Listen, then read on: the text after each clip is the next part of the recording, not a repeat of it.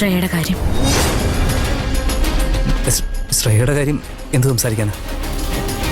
എനിക്ക് ശ്രേയ കാണണം.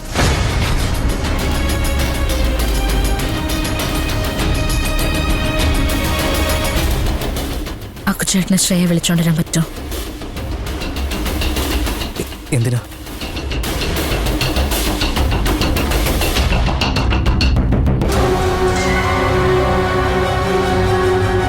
എന്താ കാര്യം? നീ എന്താ ഒന്നും മിണ്ടാത്തെ? ഒന്നും മിണ്ടാതിരിക്കുന്നത് അക്കുചേട്ടനോ അതോ ഞാനോ? അക്കുചേട്ടൻ പറയാതെ വെച്ച കാര്യം എനിക്ക് എഴുത്തെന്ന് മനസ്സിലായി.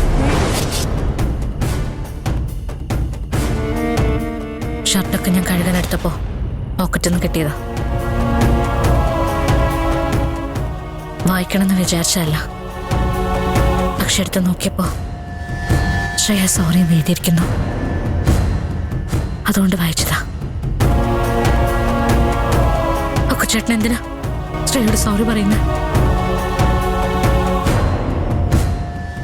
ആരോടും സോറി പറയേണ്ട കാര്യം അക്കുചേട്ടനില്ല. ശ്രേയയോട് ഞാൻ സോറി പറഞ്ഞോളാം. അക്കുചേട്ടൻ സോറി പറയാൻ മാത്രം ഒരു തെറ്റും ചെയ്തിട്ടില്ല എന്ന് എനിക്കറിയാം. നിങ്ങൾക്ക് രണ്ടുപേർക്കിടയിലും എന്തോ പ്രശ്നമുണ്ട്.